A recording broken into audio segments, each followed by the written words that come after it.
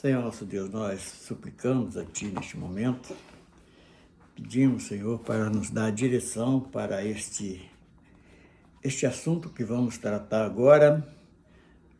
Envia, Senhor, o Teu Santo Espírito, porque nós queremos fazer esta gravação para alcançar alguém para o reino dos céus. Alguém que está na prática, Senhor, que está pelo pecado condenado, que ele possa vir a ser despertado enquanto há tempo, antes da sua igreja ser arrebatada, para alcançar esse tão grande benefício que veio do céu para nossas vidas. Nós vamos agora tratar deste assunto que fala da condenação e como desviar deste assunto tão terrível que vai ser para todos que quando cair nesta condição. E nós suplicamos a Tua misericórdia, que o Senhor possa estar completando aquilo que falta da nossa parte através do Teu Santo Espírito para convencer vidas a voltar para o reino dos céus. Em nome do Senhor Jesus. Amém. Criminoso eu era no mundo cruel, condenado estava no banco do réu, não tinha defesa, estava ao léu, minha boca amargava com gosto de fel. Mas o meu Salvador desceu lá do céu, para salvar a minha alma, rasgou-se o véu. Para salvar a minha alma, rasgou-se o véu. O homem sem Deus é sem coração, não conhece a justiça, só vive na razão. Este mundo engana com muita ilusão, e o homem enganado só tem frustração. Mas o meu Salvador Jesus nos trouxe o perdão, e a prova do amor é os cravos na mão, lá na cruz, no Calvário, ao lado do ladrão. O dia da volta juro que não sei, mas pelos sinais eu já testifiquei que Jesus vai voltar e com Ele eu viverei eternamente. Com alegria eu sei, de todo o coração a obra aceitei. Hoje eu sou um homem livre, herdeiro do rei. Hoje eu sou homem livre, herdeiro do rei. Bendito seja o nome do Senhor. Aleluias.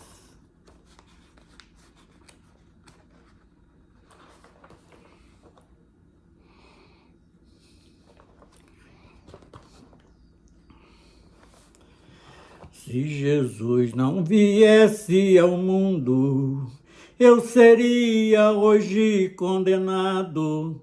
Se Jesus não morresse na cruz, para salvar-me dos meus pecados.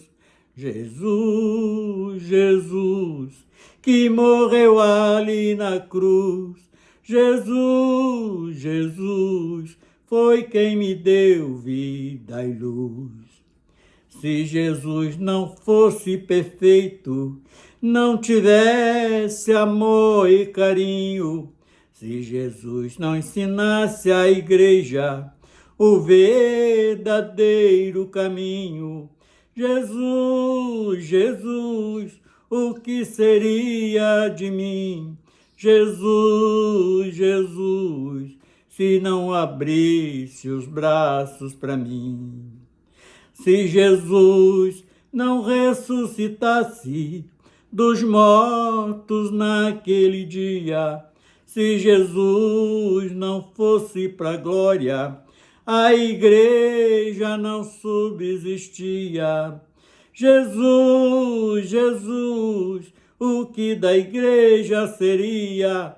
Jesus, Jesus, sei que era por agonia. Aleluias. Bendito seja o nome do Senhor.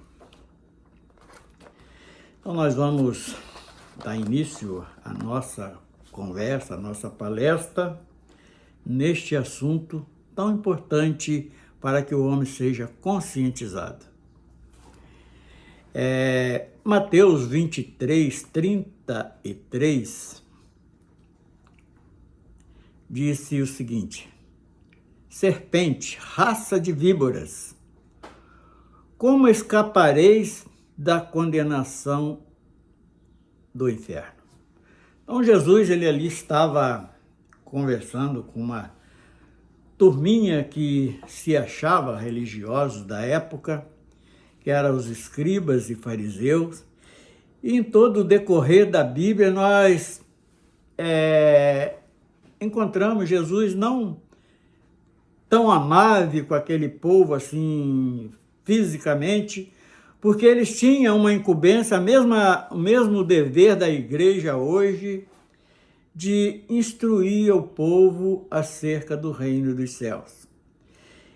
E a obra que eles praticavam, eles até ensinavam bem, que eles ensinavam acerca da lei e ensinavam algo que era até agradável de ouvir.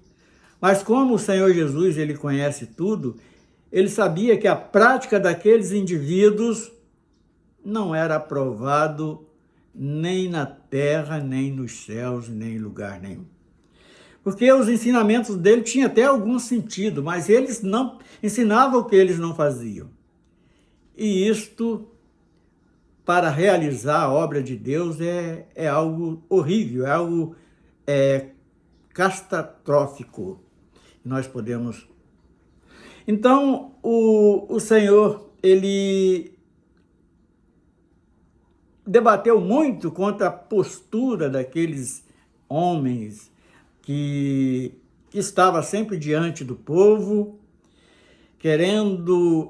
ensinando, mas o desejo deles não era alcançar almas para o reino dos céus, era para poder explorar alguém e viver numa vida mais fácil.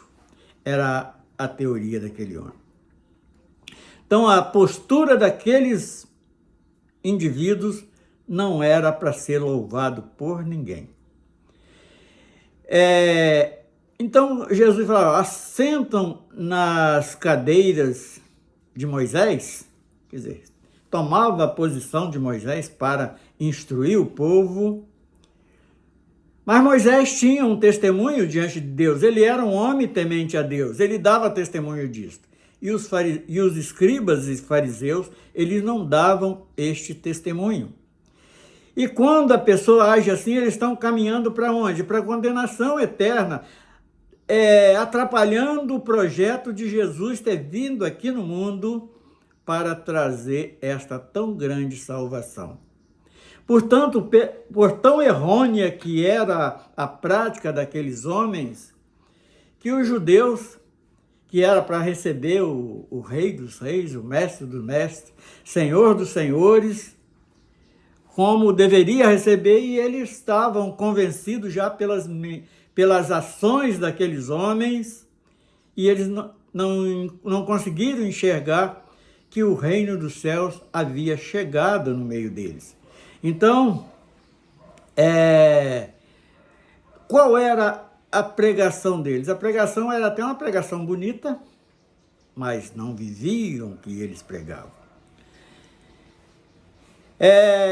A aparência colocava também carga pesada sobre o povo, mas para si não, para eles não tinha esse cargo pesado, era só para os outros. Aparecem com bons homens, mas não era. O apresentar deles em palavras era algo que era até admirável, mas a prática deles não era.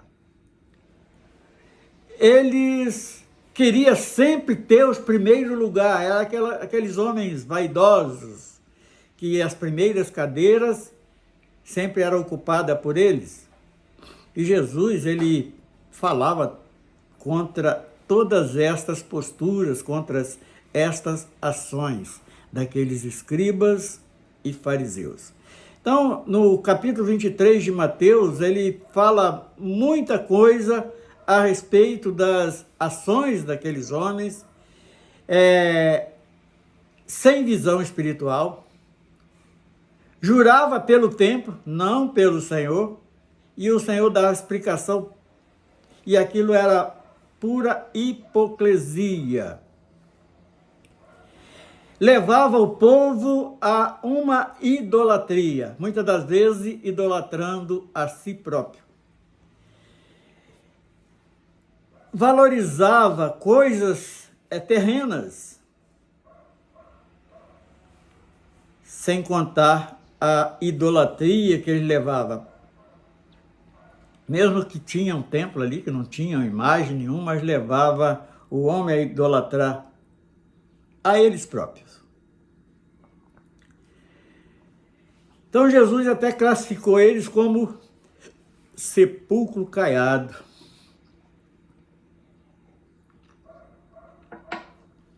Então, sobre esta conotação de sepulcro caiado, nós já podemos imaginar, não precisamos nem ter muito conhecimento.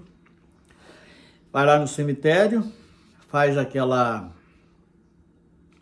construção, pinta de cores bonitas, enfeita de flores por fora, mas por dentro é carne podre.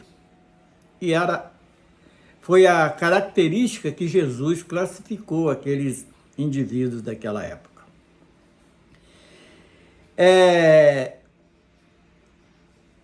Testemunhava a favor do templo, mas não vivia o mandamento de Deus para suas vidas.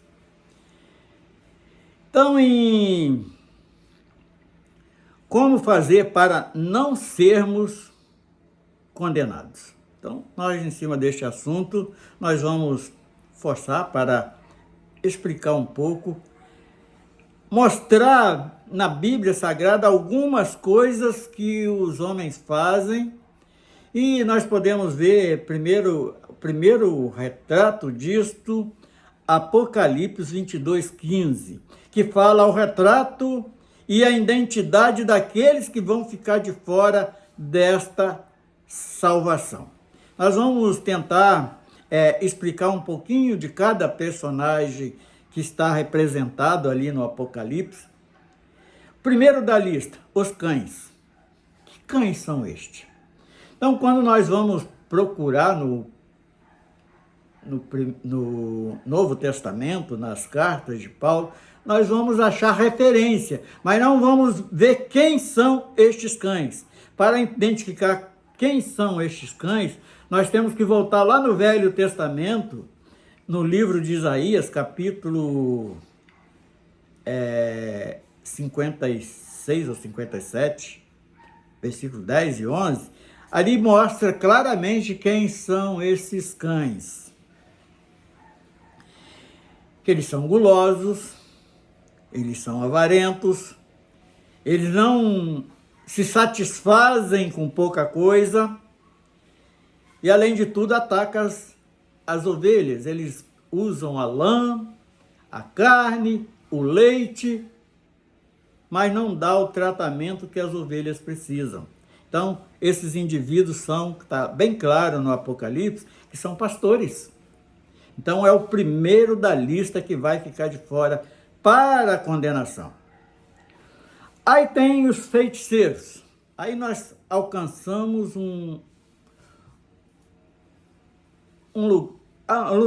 algo bem amplo, uma vertente de práticas religiosas. E isso está onde? Lá nos centros que é conhecido como centros de macumba? Não. No meio do evangelho, nós cansamos de ver práticas desta natureza.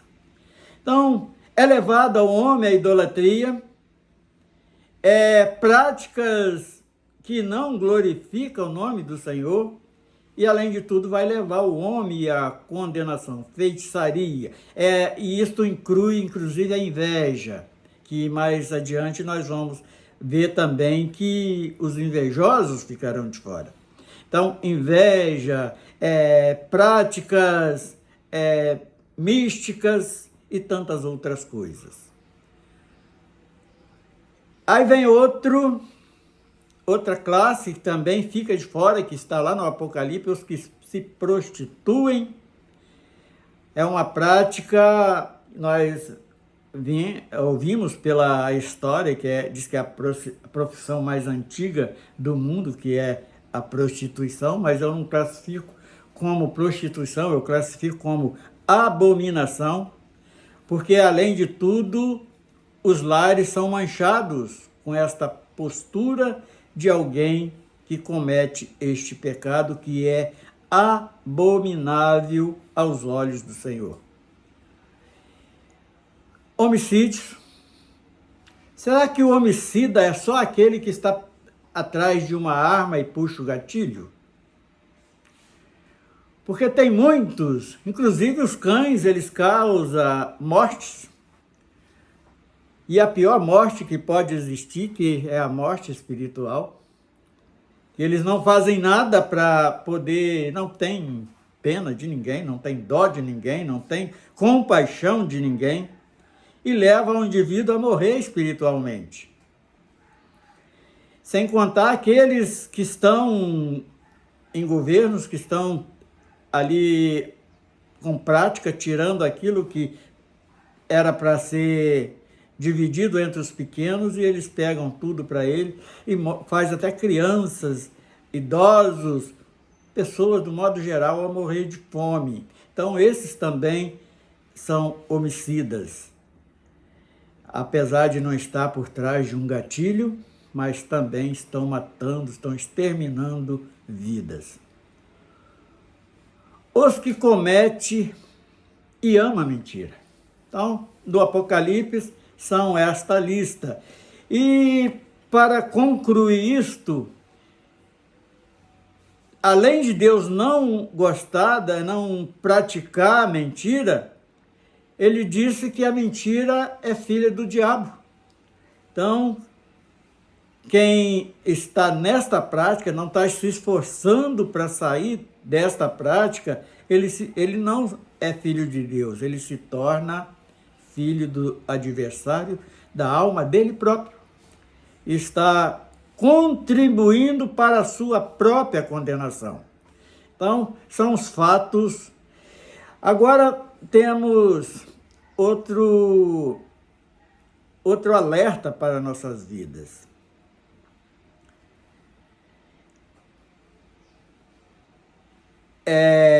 Envio o meu anjo para testificar estas coisas nas igrejas. Eu sou a raiz de Davi, a resplandecente estrela da manhã. O próprio Jesus, ele dá esta característica. Por que resplandecente? Porque ele traz a nossas vidas, através do Espírito Santo, uma clareza maior acerca daquilo que não devemos fazer. Nós sabemos que a nossa carne é tendenciosa a pecados, mas com a ajuda do Espírito Santo nós vamos ter força para resistir tudo aquilo que nos condena. E o apóstolo Paulo, em 1 Timóteo, ele deixa também uma boa lista de coisas que não devemos praticar. É o apostatar da fé, quer dizer, desprezar, abandonar a fé, que é um benefício enorme que o próprio Deus deu para o homem através dos dons do Espírito Santo. Para o quê? Para ter força para batalhar, para vencermos o pecado. Então, através desta fé, nós podemos todas as coisas vencer em prol do reino eterno de Deus para nossas vidas. é o cuidado com falsos ensinos. Para desviarmos disso, nós temos ali na lista dos 9 dons, que é discernimento de espírito. Nós vamos saber quando nós buscamos esta dádiva de Deus, nós vamos saber quando é a carne que está falando, nós vamos saber quando é o espírito maligno que está agindo e vamos saber também quando é o Espírito Santo que está agindo nestas situações. E 2 Timóteo, capítulo 3 ainda, Paulo ainda continua nos deixando uma lista de pessoas que não devem ser seguidas. Homens amantes de si mesmo, é aquilo que nós acabamos de falar lá atrás, que nas igrejas evangélicas também tem a idolatria, e isto é uma idolatria ao próprio ser que é ele próprio. Ele se idolatra a si mesmo, ele se acha mais do que todo mundo, mais importante. Então, nós temos este perigo rondando as nossas vidas. Não, eu não prostro diante de mais, mas prostra diante de si mesmo, se achando até mais importante do que Deus, se achando melhor, mais justo, e isto é simplesmente uma idolatria, aquilo que está lá no Apocalipse: os idólatras não herdarão o reino dos céus. É o que vai fazer ficar de fora. Idolatria. Não precisa ser simplesmente uma imagem, ou alguém aí até mata e briga por causa, defendendo a quem ele nem conhece, um artista, um jogador de futebol, um pastor, alguém da sociedade que nem nunca ouviu, não conhece, e ele presta porque quando ele idolatra alguém, ele está colocando aquele ser, aquele indivíduo, aquela coisa acima de Deus, acima de si próprio e acima de todo mundo. Então isto vai tirar o direito à vida eterna, vai te tirar do direito da salvação. Você não vai alcançar a graça. Isto é algo que nós precisamos nos esforçar para estar nos defendendo. Paulo, ele deixa isto muito claro. Desobediente a pais e mães, tudo isto foi determinado pelo apóstolo Paulo, que é algo que faz o indivíduo perder o direito à salvação, perder o direito da graça que o Senhor nos trouxe gratuitamente.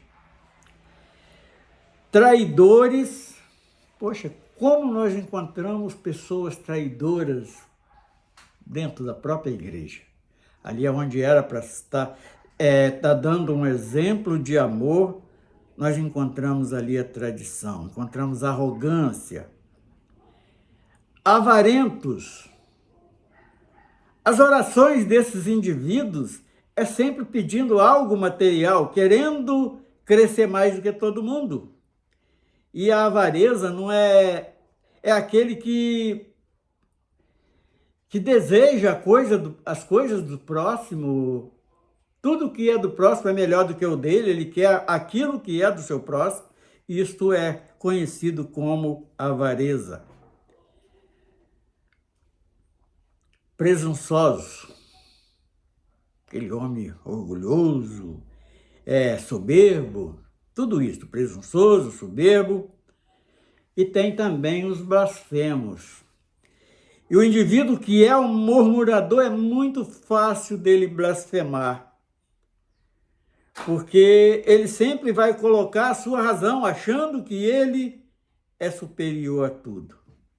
Então, esses blasfemos que não concordam com nada, reclamam de tudo, isto é blasfêmias, e nós também devemos nos esforçar para escaparmos destas ações é semeador de contendas. Pode ser alguém que, por exemplo, poxa, aquele irmão tem tanto exemplo para dar, e fala, não, mas ele faz isso, faz aquilo. Ele planta sempre uma semente da discórdias. E isto também vai tirar o direito da salvação. Tem o avarento, nós já falamos, sem amor para com o seu próximo, para com os bons, está tudo incluído ali atrás. Soberbo, ele é o principal de tudo, é o soberbo. Blasfemos, semeador de contenda, cruéis, sem amor aos bons, e sem orgulhos, os orgulhosos também. Não, eu sou melhor do que todo mundo, posso, né? Não, vou dar a mão àquele não, que aquele ali é pobre, vai me contaminar.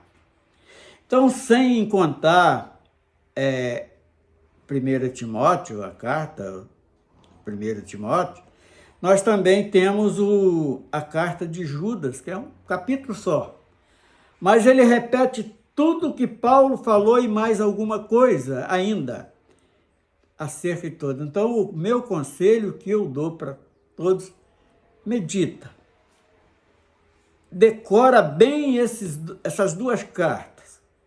1 Timóteo e a carta de Judas. Vai ensinar muitas coisas. Vai ensinar aquilo que você não deve fazer. Inclusive, falando desta palavra, eu me lembro de uma vez, reunido com um grupo de varões na igreja, e nós estávamos ali exatamente dando exemplo do que podia ser copiado pelos seus irmãos, os bons testemunhos. O assunto era bom testemunho. Aí eu tive a felicidade de dar um exemplo, assim, por exemplo, nós já tivemos aqui vários ministérios, vários pastores que passou aqui. Aí eu citei alguns, eu não vou falar nomes para poder não comprometer ninguém. Falei, tinha fulano de tal que era um exemplo de amor, como aquele irmão era amoroso com a igreja, com todos, e com aqueles que chegavam, aqueles que já estavam, ele dava um exemplo de amor. Aí depois que esse irmão saiu, veio um outro que ele trouxe também um bom exemplo para ser seguido. Ele era firme, mas mostrava amor na firmeza dele. Ele queria ensinar a igreja para ser instruída na palavra. Isto é exemplo que deve ser copiado, ser imitado, de ser praticado por nós. Aí depois veio o terceiro, também muito amoroso, e ele veio completar aquilo que nós pudéssemos achar falta do primeiro, nós achávamos naquele terceiro, que também era um exemplo de amor. Ele abraçava a igreja, ele abraçava os irmãos, e era aquele que estava sempre preocupado com a vida espiritual dos irmãos. Aí depois veio um outro que nos trouxe um exemplo, ele era objetivo. Qualquer assunto que muitos levaria 1 hora, ele fazia com 10, 15 minutos. Ele tratava, ele era muito objetivo, e palavras que podiam ser aproveitadas. Aí depois veio o quinto, que era um exemplo de administração eclesiástica. Ele nem apresentava assim ser muito espiritual, mas a sua postura de administração era algo sério, algo que era transparente. Aí eu parei por aí nesses 5 pastores que passou pela igreja. Aí os irmãos olhou um para o outro e falou assim, vem cá, e o resto? Falei, também aprendi, porque eu aprendi tudo aquilo que não deve ser copiado pelos servos de Deus. Aquilo que vai te levar à condenação, nós aprendemos com esses outros que têm passado por aqui, que é falta de amor, arrogância, e tantas outras coisas. Egoísmo, e exatamente igual o apóstolo Paulo tem nos ensinado nesta carta sobre alguns elementos que têm passado pelas nossas vidas, na caminhada em direção à eternidade. E por que Deus permite essas coisas? Até para nos provar se verdadeiramente nós estamos aprendendo a doutrina que veio do céu, este amor que foi ensinado pelo Filho de Deus. E um dos apóstolos que deu mais esses ensinamentos, todos eles têm ali uma contribuição para a nossa caminhada, mas o apóstolo Paulo e Judas, na sua carta, ele tem todo um esclarecimento para nos dar sempre. E isto é algo que nós precisamos estar esforçando. Cada dia que formos meditar na palavra de Deus, encontrarmos palavras que vêm o Espírito Santo esclarecer os nossos corações. Aquilo que não devemos fazer para não perder esta entrada triunfal no reino dos céus. E vamos encerrando por aqui, dando glória ao Senhor por ter este momento de meditação na caminhada que nós temos de volta à eternidade. E o único que pode nos sustentar é o Senhor, através do teu Santo Espírito. E isto nós não podemos desprezar em momento nenhum, porque só o Espírito Santo nos esclarece aquilo que possa estar em dúvida em nossos corações. Louvado seja o nome do Senhor Jesus. Amém.